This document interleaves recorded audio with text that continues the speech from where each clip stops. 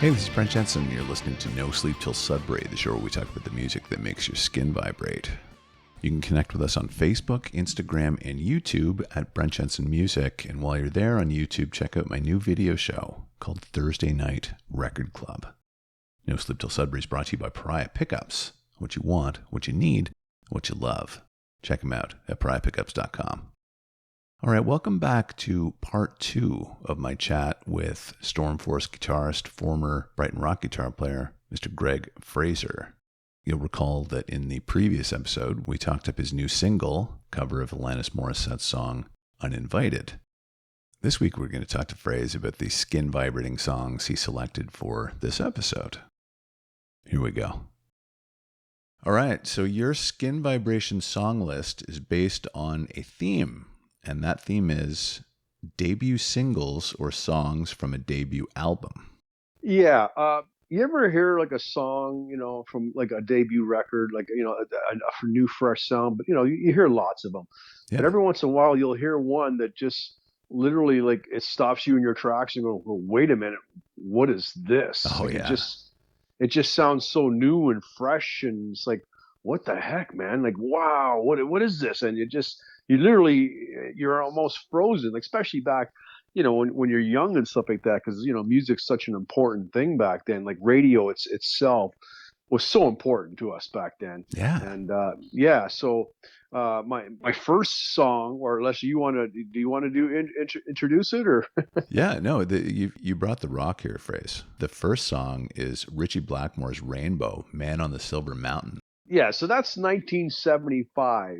Let me see. I would have been about 12 years old then, and I started playing guitar when I was around 10, mm-hmm. which is like 1973.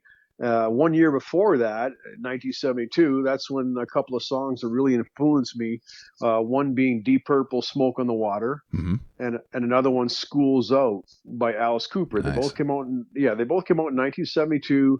And they're guitar-driven songs, but they got really catchy, rememberable choruses. And I just love, like, air guitaring, like, wow, listen to that. Just.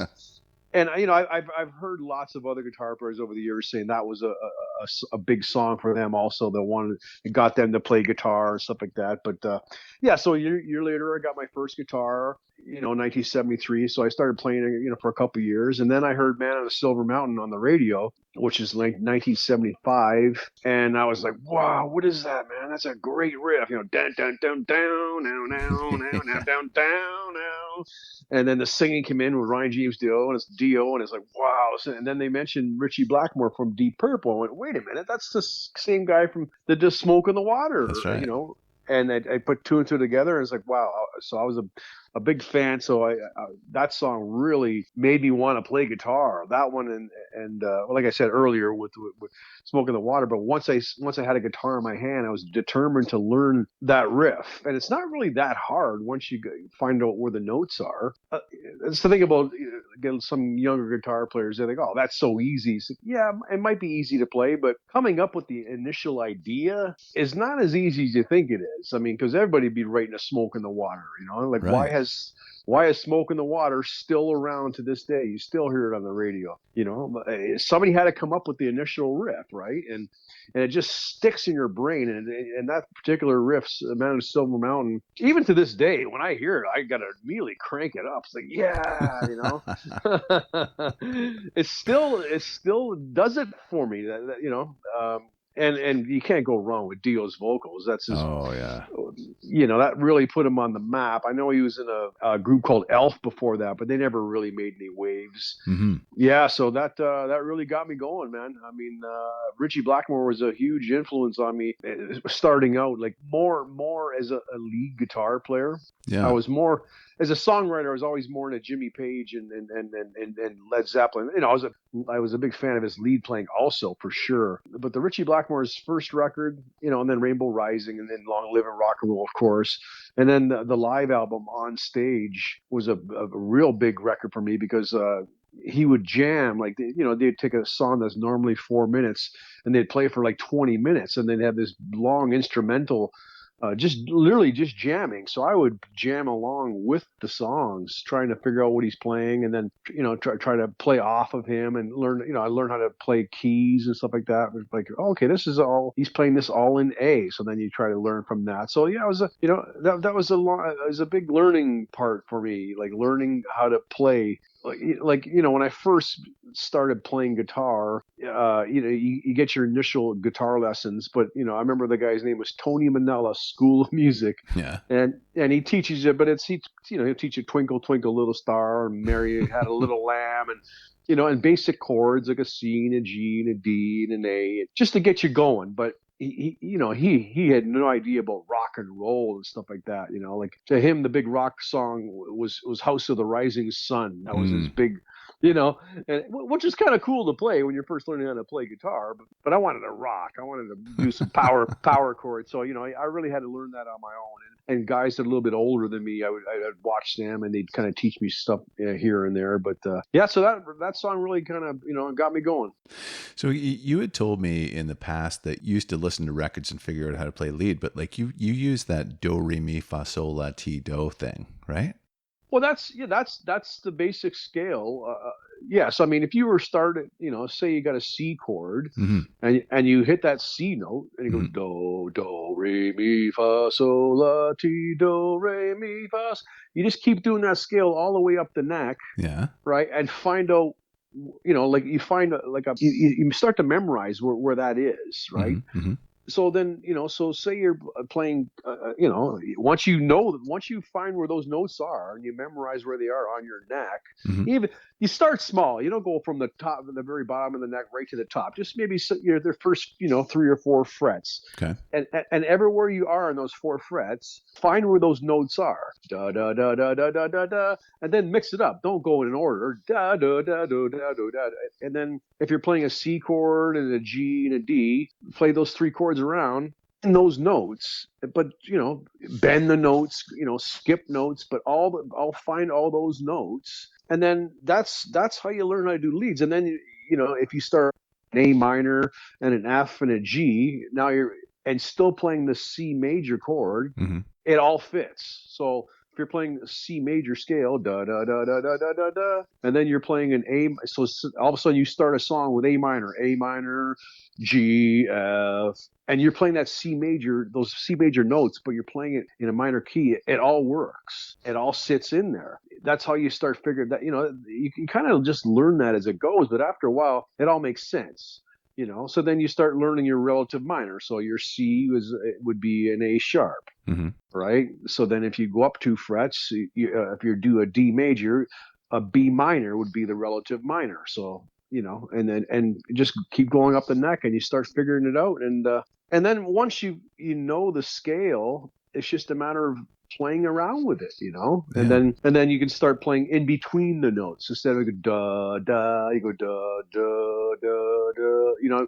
You find out what middle notes will work, and then you take it from there, right? But I'm still learning today. I've been playing guitar for 45 years, and I'm still picking up stuff, so it's never ends. But that's what I love about it. There's always something new on the horizon, Wow, that is so cool that is the basic blueprint for lead guitar.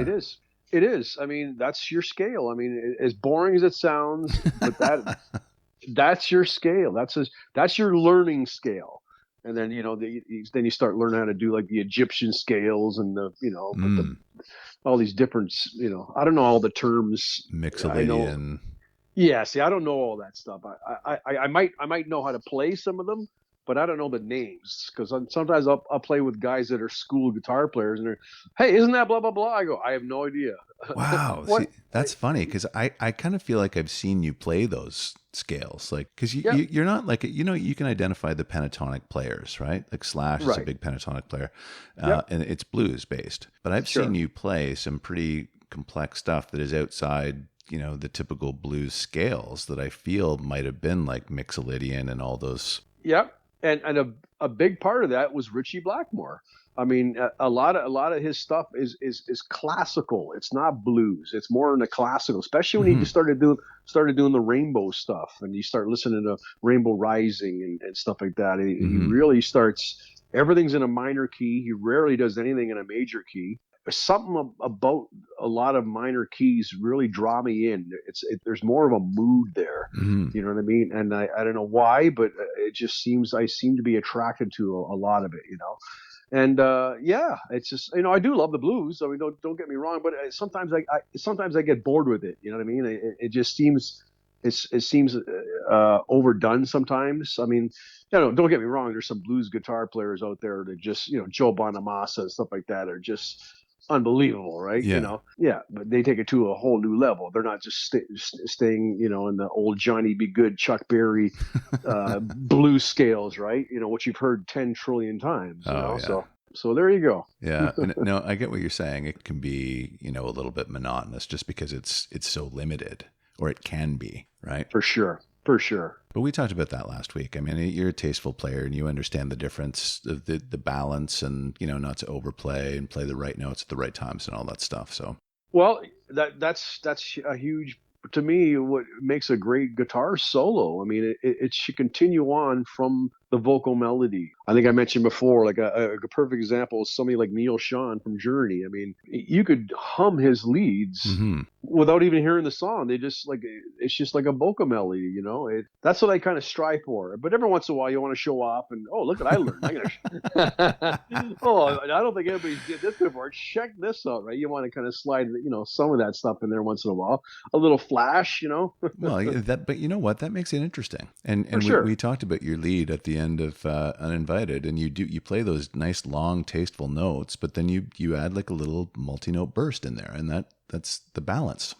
Yeah, a little flurry here and there. Well, sometimes it's hard to resist. You know what I mean? It's like, man, I should just blaze right here, but you're kind of holding it back, because you want to, it's all a feel thing, Oh yeah, it's all feel. I mean, a perfect example for feel is that lead for "Comfortably Numb" from, David Gilmour and Pink Floyd. I mean, that lead there. I mean, he can start blazing if he wants, but it's not necessary because he just milks that lead. It's just it feels so good. It just feels so right. You wouldn't want somebody coming in there and ruining it by overplaying, So that's right. Yeah, man. Next, you have Boston, More Than a Feeling. Yeah, we've discussed the song like this in the past. What's the one by AC/DC? You Shook Me All Night Long. I mean, yeah. You know what I mean? When you first heard it, it was unbelievable. You play it over and over. Oh my God, it's the greatest song of all time. And then, as time goes on, it's like, okay, well, I'm good with it. If I don't hear it for a few more years, I'm okay. Mm-hmm. And that's the same with More Than a Feeling, right? If I hear it now, I've heard it so much. I mean, that came out in 1976. So I'm 13 years old. But when it did come out, the very first time that came out, it literally stopped me in my tracks because not only was it a new fresh sound, but the sound of his guitar was nothing I've heard before. I mean, up to that point, it was very hard to get a good guitar sound, especially if you're not a professional musician. I mean, any amp that I had back then, they didn't have preamps on it, Yeah. So you could turn it loud, but there was no distortion. It's just clean. So you couldn't really, there's no sustain. You really had to fight to get notes. So then you had to buy some pedals and stuff. So I remember my first distortion pedal was a Maestro Fuzztane, and just big, huge, looks like a lunchbox, a big, huge, oversized thing. And when you weren't playing, the thing went. Oh God. So it made that noise until you hit a chord, then it would kind of cancel that noise out. So you kind of had to play the whole time while that thing was on. It would give you distortion and some sustain, but it didn't sound good. It just sounded dirty. You know what I mean? So you really, even before Boston, there's a lot of groups that had some distortion on their guitars and stuff like that, but nothing that separated their sound from anybody else's sound. They all kind of had the Marshall Strat with a Strat or a Marshall with a Les Paul. It's a typical sound back then, and it sounded great. I mean, some killer bands had that. But when Boston first came out, Tom Scholz's sound was unbelievable to me. I mean, it just had this distortion that was so clean and precise, and the tones of his leads they really popped out. They had a lot of sustain, but they didn't sound tinny or too twangy. They had a real scope to them, and the songwriting was unbelievable. I mean, the 12-string guitar and the 6-string, they all mixed in with the organ, and the harmonies and the songs were all so well written. And then when you buy the record, one song just flowed into the next song, and yeah. So More in the Feeling, that that song was huge for me because it introduced me to Boston. And that record was, to me, it was a masterpiece. I mean, for the way it all just came together and one song into the others, to me, it's epic. And I remember hearing you and your co-host there on Thursday Night Record Club. Yeah, you guys were talking about that record, you're dissecting it, and I think your co-host, I forgot the guy's name. I'm sorry. Alex. Alex. Yeah. And he's a little younger, and so some of the songs he wouldn't get. He wouldn't. He didn't get like I got when I first heard it, because now how many years later is that? From '76 till now, anybody can get that Boston sound. It's so easy, man. I got a little Marshall combo, not a Marshall, a little Marshall Cube amp. I think I bought it brand new for $80. Oh. It's that, you know what I mean? It sounds killer. Yeah. It sounds killer, and if I had that little amp back in 1976, I mean, people would have been flipping out, yeah. You know what I mean? But now it's so easy to get that sound now. And plus Tom Schultz, the guitar player in Boston, he created the Rockman and stuff like that. And, Def Leppard used that for most of all the records. Mutt Lange was a big fan of that Rockman and used that for Pyromania and Hysteria and all that stuff for mostly all the guitars. Late 80s, I forget the exact year, we my band Brighton Rock got to open for Boston at Cops Coliseum in Hamilton. So if you were to tell me when I was 13 years old, get my mind blown by this band that I'd be opening up for them 20 years later, whatever it was, I wouldn't have believed you. That's for sure, and that was so cool because the Boston show itself, that was the first show of that particular tour. So for their sound check, instead of them just running through a few songs, they did the entire show with full lights just to make sure all the lighting cues were there and all the sound there. And Tom Schultz, the guitar player, spent most of his time back at the soundboard, making sure the sound's all right and watching the lights. And there's literally nobody in the entire audience. Like, the road crews were walking around. Some of the, guys in our band were running around. I'm just like, I picked about 6 rows back, dead center, all by myself, just looking at the stage, looking at Brad Delp and going, I can't believe what I'm watching right now. I'm the only person sitting down in this entire arena right now. That's I got unbelievable. A free show. Eh? Oh yeah, it was unbelievable. It was talk about making the hairs on your arms stand up. Because I'm here, this is the first time I'm seeing Boston, by the way, too. I never got to see him before that. So oh my God, I can't believe they're playing. Oh, I love that. I love that song too. Oh my God, it was so cool, and they were so tight. And most when you go watch a band, they got a couple of Marshall stacks behind them and a bass rig. What they had behind them looked like NASA. It looked like just all these like all these boxes with tons of knobs and meters and lights flashing. It's all whatever he invented back then, eh? And yeah, it was like, wow, check, what am I looking at here? Like, Jesus, look at this. And it sounded spectacular, man. They were so good, and Brad Delp, man, God bless him. He, unfortunately he passed away, but there's another guy that's you never really hear when they talk about great singers, because he is a great singer, man. Holy God, Yeah, he had great range, eh? Great range and great vocal melodies. I don't know if Tom wrote the melodies, but or the lyrics, stuff like that. But yeah, man, it's great range. So I mean, some of that stuff is really hard to sing. And I remember when the record came out, a few years later, I'd see bands trying to play Boston, and they could never really pull it off. It's because it's like, ooh, that's a tall order, man. Yeah. It's not as easy as you think it is. That's right. Yeah.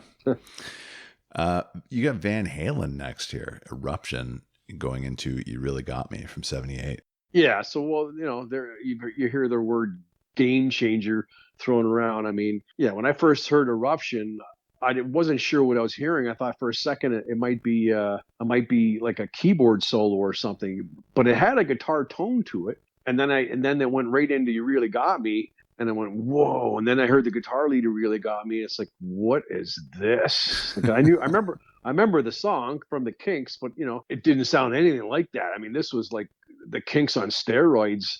And I think I was listening to 97 Rock out of Buffalo back then, and because they used to play all that stuff. Canada wouldn't really touch that stuff until it became a hit in somewhere else, and then they start playing it. But so then the song ends. It's like, yeah, and that's a new one by Van Halen. And it's like, what was that?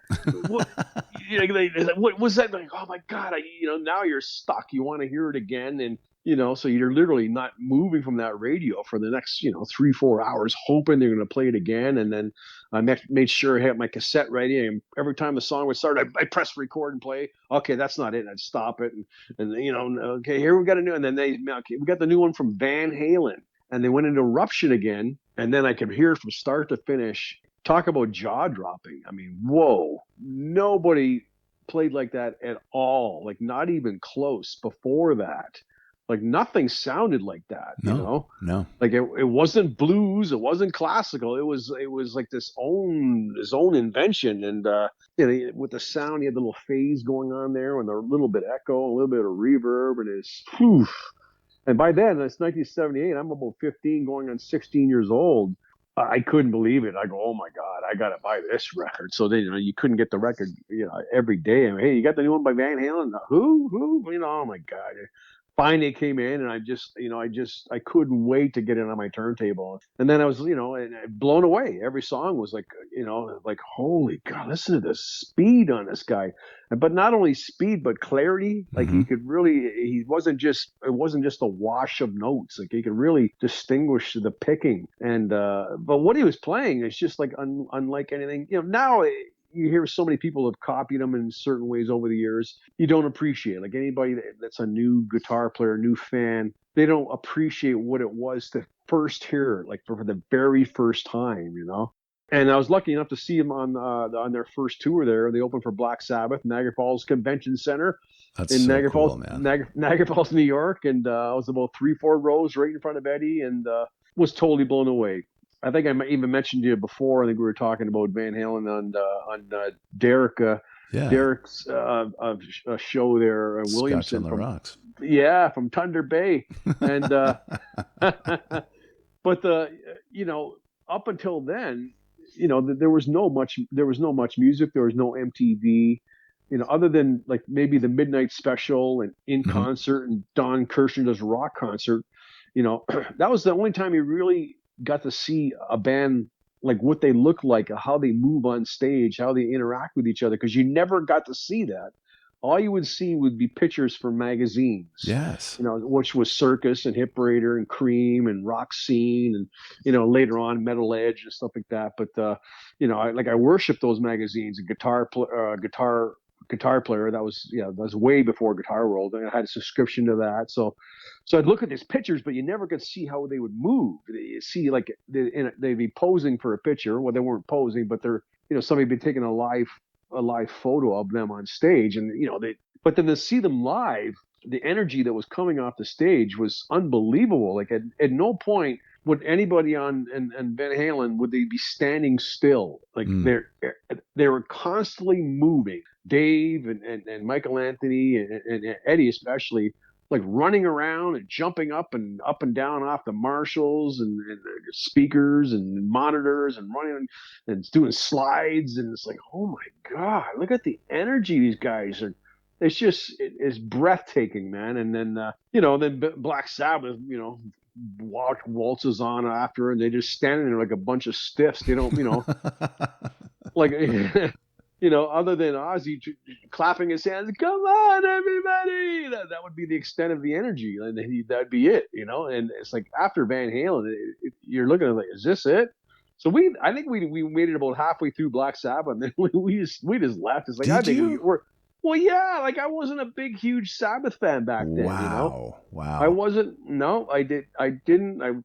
I like Sabbath better when Dio joined. I mean, Mob Rules and Heaven and Hell, those are masterpieces to me. But I liked Black Sabbath, but I never bought any of their records. So I was more into Kiss Yeah. and Zeppelin, and and Boston and stuff like that. But no, they didn't really do it to me.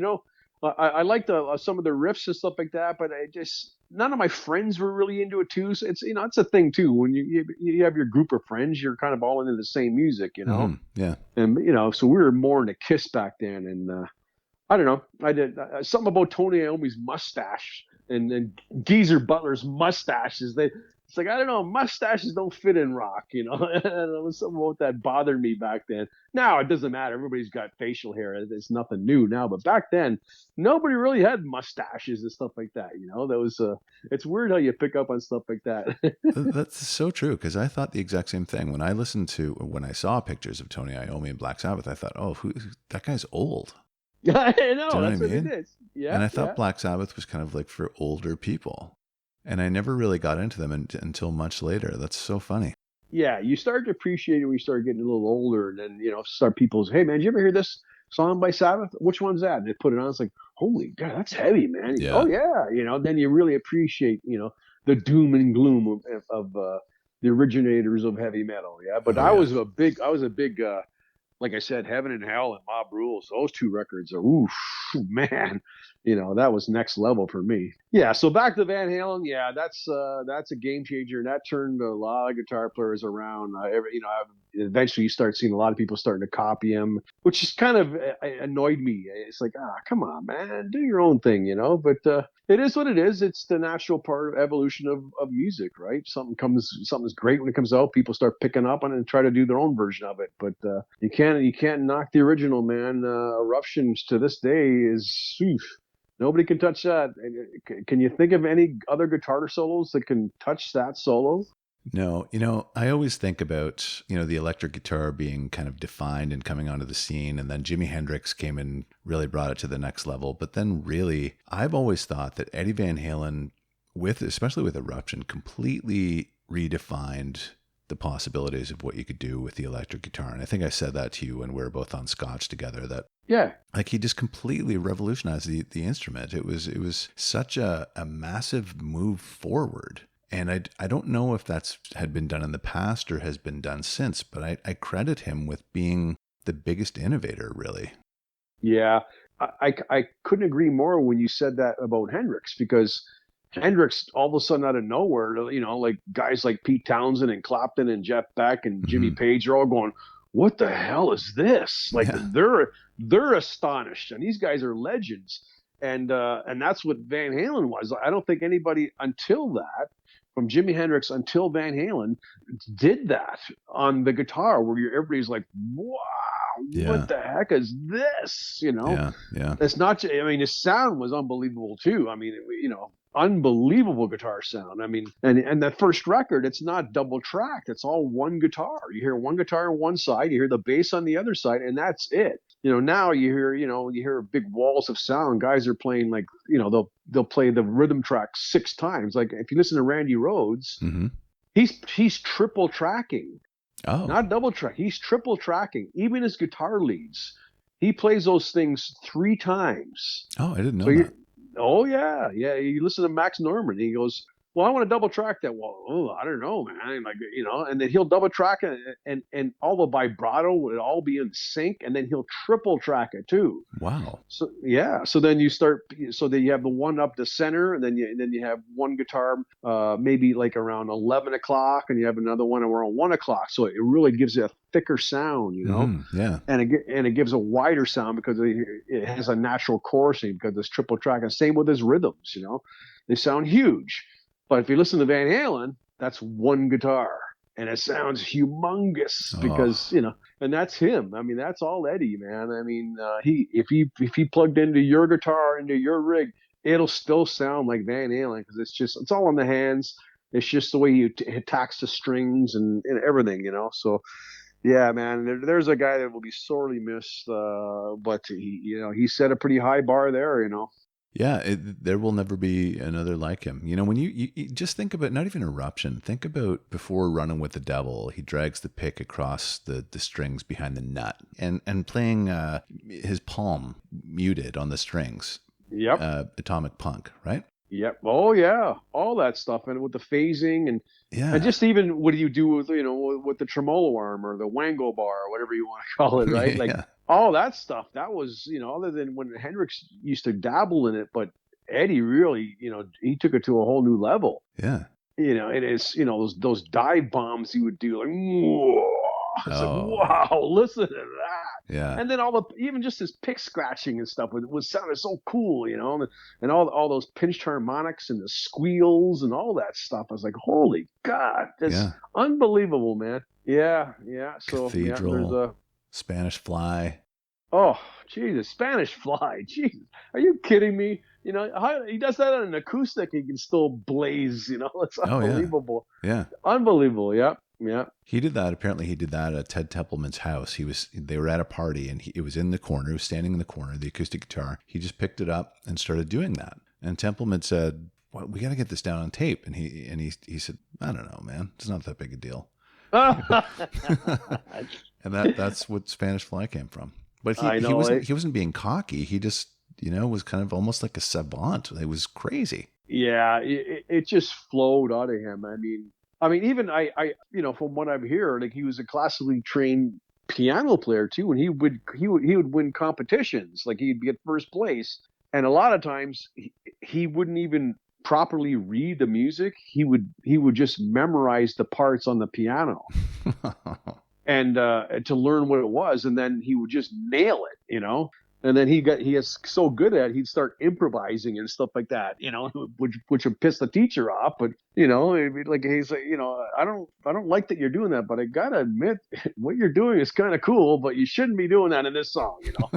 But it is pretty interesting what you come up with there, because he was just like a savant. It's a perfect word. I mean, it just came from within. I mean, nobody before that. I mean, when he came out, nobody was going, "Oh, he sounds like so and so." No, nobody was saying that about Van Halen. He That's didn't sound right. like he didn't sound like anybody. You can't say that about many people. That's crazy.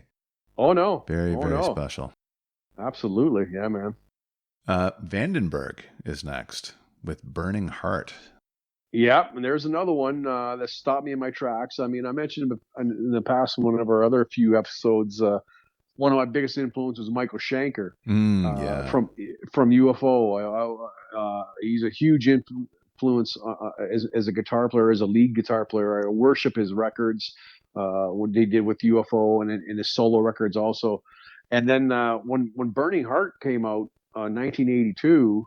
I managed to hear from the beginning of the song, and I right away it attracted me because it starts off slow, but it was in like a classical down, down, down, down, down, down. And it's like, oh, this is kind of cool.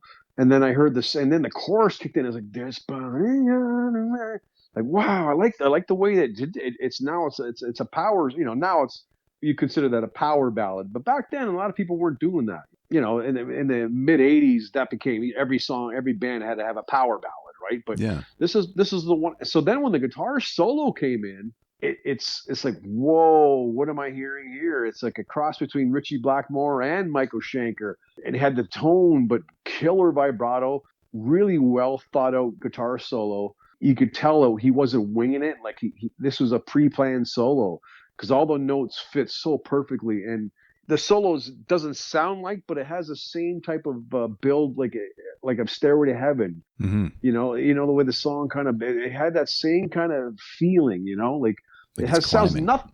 Yes, it sounds nothing like it, but it had that same type of feel to it, and the solo blew my mind. Like, wow, who in the heck is this? And so then I got to buy the record, and the whole record's like, whoa, this is my new guitar hero now. And man, who is this guy? Adrian Vandenberg. It sounds exotic. Sounds like Van Halen, Vandenberg, Van.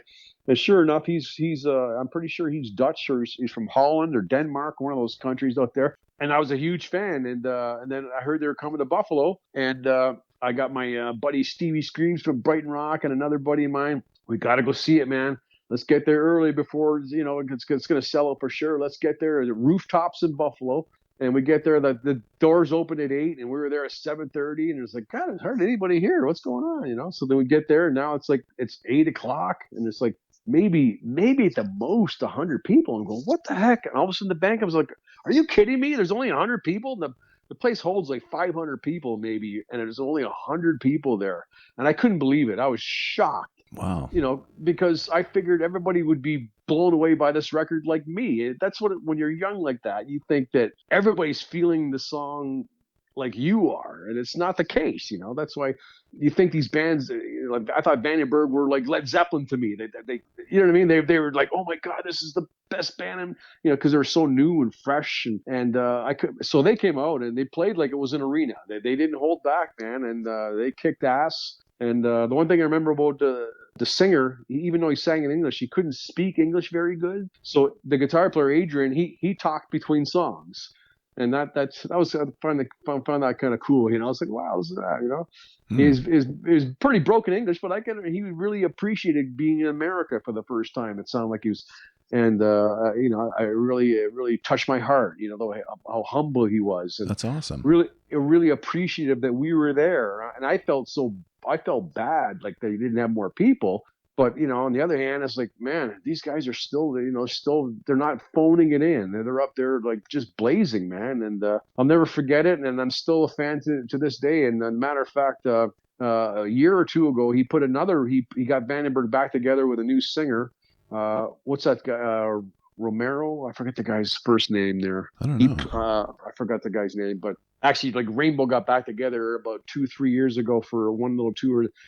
But anyways, he put a record out, and it sounds great. It sounds really, really good, man. They had some guest bass players. Rudy Sarzo played in a couple of songs because they played together with Whitesnake and stuff. Yeah. But it's a great record, man, and it sounds really good too. Like a really good pumping record. It sounds fresh. It doesn't sound like a lot really over processed like a lot of bands today now. They kind of over, because with Pro Tools you just have unlimited, you can just keep adding and adding and adding and adding and adding guitars, and you get this wall of sound that kind of after a while it's kind of exhausting. And Vandenberg's approach in that last record was, no, man, let's strip it right back down to one guitar, one bass, and set of drums, and that's all you're hearing. I love and that. It sounds so refreshing. It doesn't sound like it's, they're playing with a click track. It just sounds like they're playing live off the floor like the old days. And there's an energy there you can't really touch when people overdo it in the studio and stuff like that, like this. So yes, I highly recommend that record, man. Check it out. I'm gonna check that out. I love that. I love that whole ethos of like stripping everything back and just no effects. Because you're right, a lot of the stuff that you hear, especially from those types of bands, they often tend to like they high gloss everything, right? And it's like almost homogenized. Totally, I couldn't agree more, man. And to me, what happens when you got a record like that, for some reason, when it's so huge and fat and humongous and over processed like that, you start getting ear fatigue. Yeah. You can't listen to 10 songs in a row like that. It's just too much. When if you listen to like the early records, whether it's the Faces or whatever, man, it's a lot really stripped down. Or you listen to early Bad Company and stuff like that. There's an openness, yes. and you can feel it. Sounds live to me. It sounds like we're nowadays nothing sounds live. It sounds like studio to me. Mm-hmm. You know what I mean? It loses that live feel. So yeah. So I recommend that one if you ever get a chance. So the first one, Burning Heart, and the next two records after that, Heading Out for the Storm and Heading for the Storm. Yeah, I had that when I was a kid. I loved it. Yeah, what was the one song? Friday Night. Yeah, man. Oh yeah. There's another great guitar solo in that one too, man. That's right. Oh yeah. There you go. That was number 4, I believe. We got one more. What is it? Yeah, we got one more. It is Alcatrazz, Island in the Sun from '83. Yeah, and there's another one. The singer Graham Bonnet used to sing with Ritchie Blackmore's Rainbow, and he actually played with he did the Down to Earth record with Rainbow after Dio left. He replaced Ronnie James Dio, and then he was in Michael Schenker's group there after Gary Barden left. That's right. Forgot about that. Yeah, he did he remember that song, She's a Great Dancer. That was Graham Bonnet singing. So I was well aware of him, and I used to love that song when in Rainbow, Since You've Been Gone, since you. So then I heard, yeah, he's got a new record out with his new group Alcatrazz. Oh, okay, I'll check it out. And then as soon as the song started, if you remember Island in the Sun, it's with it's the intro, but there's the guitar harmonies, like lead harmonies right off the Yeah. bat. Yeah. And it's like, but really killer vibrato, and it's like, whoa, who the heck is that on guitar? And then the song starts, and then it's like, wow, great song, I love the song, great chorus, well, killer chorus, well, this is a great song. And then the guitar solo kicks in, and this is the first time ever hearing Yngwie Malmsteen. It's like, wait a minute, what the heck is this? Yeah. Yeah. Like the speed was unbelievable, and much like Van Halen, but it totally different style. This is pure classical influence. From what I understand, he was he was really into classical music. But Paganini, that was the guy. He really, I think that's a violinist, wasn't it? Paganini. I believe so. Yeah. Yeah. Yeah. He played he played piano scales and on the guitar and like violin, like classical scales. Yeah, and then so what he was playing was like what I was trying to play. Like I would love to, but he could. He was 10 times better than I could ever play back then. To this day, he's still unbelievable. He's jaw dropping, but you get tired of the way he plays because it's all the time. It's just too much. But and that's what I loved about Alcatrazz and Yngwie with Alcatrazz, because he's so next level as guitar player, like unbelievable player. He works great within a band, you know what I mean? So he's not blazing from start to finish. So you really appreciate the guitar solo instead of it just being the whole song being a guitar solo, which I find with his later stuff, there's no structure. It's all based around his playing. Now the songs themselves kind of take a back seat. It's all built around his guitar playing, and that to me that gets a little stale after a while. You're impressed, but after a while you're not impressed anymore because you've already. It's like, okay, I get it, man. You've established that you can play unbelievably fast, but does it have to be every single song? you know what I mean? It's like it'd be nice. It'd be nice if you played a little, play some slow stuff and then do a little flurry, like. You appreciate that kind of stuff. But so back in Alcatrazz, he had a producer, and he had Graham Bonnet, he had people, older guys, saying, "Hey, man, now's not the time for that. Let's just play the song like the way it's supposed to be played, and then when your part comes, you can there's your place to shine, right?" And so that song, it's still a killer song, and it's playing. It just like I said at the beginning, that one, it stopped me in my tracks. It's like, wow, I can't believe what I'm hearing, So yeah, so those five songs and players really, they really influenced me a lot.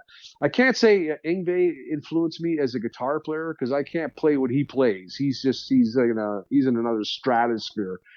But maybe the possibility, right, as a young guitar player listening to, because he was quite different. And the thing about Yngwie that I don't like is the exact same thing that you don't like, is that when you limit him to 24 bars or whatever it is, then he dazzles. It's like give an inch, take a mile. Like he kind of he takes it way too far.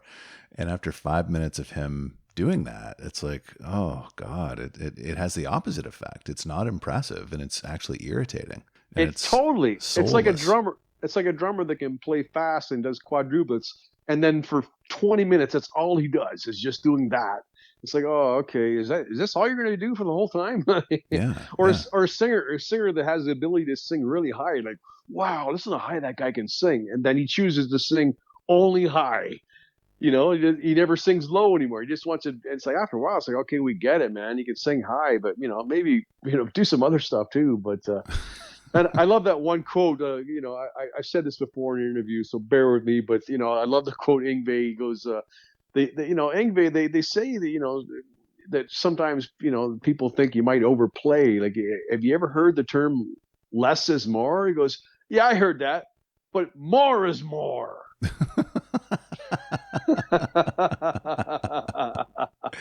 That's perfect, because that's him, basically. That's right? him, man. He's just defiant, doesn't care what anybody else thinks. He does not play for the song. He plays for Yngwie. Yeah. And you know, I got to give him credit, because he doesn't use a lot of effects. He's not using tons of echo and weird stuff. Like he's playing that stuff. Yeah. And he's the first guy I ever heard, you know, if you hear the term guitar sweeps, like, you know, those That's stuff right. on the guitar. I never heard anybody do that before. And so when he was doing that, I was like, how is that even possible when he's playing? Like, oh my God, you know? But he also, if you look at the neck, he plays strats, but you look at the neck and the frets are all raised. The frets in between, like the actual frets themselves, are kind of almost hollowed out. Yeah, I think they call them scalloped. Scalloped, yeah. Yeah, so it's actually harder to play, isn't it? Well, the higher, for me, the higher the strings are, the harder it is to play fast. Yeah, because of the action, and you have to. The action's too high, so I don't know how he does that, man. But he's a freak of nature. That guy's a freak of nature, you know. It's hard to fathom how he does. It's, you know, like there's a guy that's jaw dropping. You know, it's like, wow. Yeah. But like we said, after a while, it gets a little old. I wish somebody would, you know, go, hey, man, you know, I know you're only playing clubs. If you want to, you know, why don't you play with this band for one record? Make one record with this producer. Somebody that can kind of put some restraints on him and let him, you know. I would love that. Just one record, you know. But he's just too set in his ways. And, you know, God bless him, man. You know, whatever makes him happy, you know. Yeah, he's a talented player. Absolutely. Yeah. So, thank you very much. That was a great list. It was a good chat. The next time I talk to you, I believe, my friend, will be later this month, because we're doing Scotch on the Rocks again together. Yes, indeed. And I believe, should we? No, we better not unveil what we're talking about, eh? I don't want to. So it's up to you. I think there's a couple of surprises. So the surprise, the album that we're going to be talking about, we will not unveil it. Okay. I don't think we should. But then there's also going to be other special guests. Yes.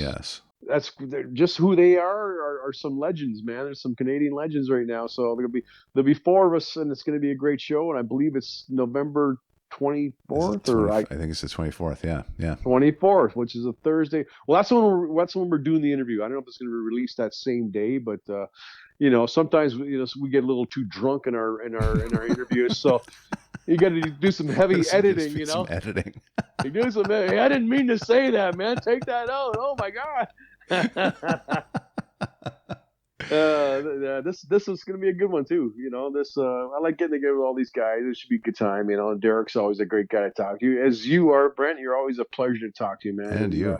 And I really appreciate every time you have me on. And you know, I can't thank you enough for even thinking of me in the first place. You know, it's so anytime in the future, you know, you can always count on me. Yep. You know, I'll definitely come back on and we'll talk about whatever you want, man, for sure. Oh, dude, it's a privilege having you on, and I love our chats. We've always had great chats. This is like your fourth time on the show. I hope you come back again, man, because I love doing this. Yeah, anytime, man, for sure. Anytime. All right. Okay, I will talk to you on the 24th. Stay on with me. I'm just going to close the show out. Hang on. Absolutely. All right, this has been No Sleep Till Sudbury with Brent Jensen and my very special guest, Mr. Greg Fraser. Until next time, folks, take good care. Brent Jensen is the best-selling author of No Sleep Till Sudbury, Leftover People, and All My Favorite People Are Broken. All titles available in stores and on Amazon worldwide.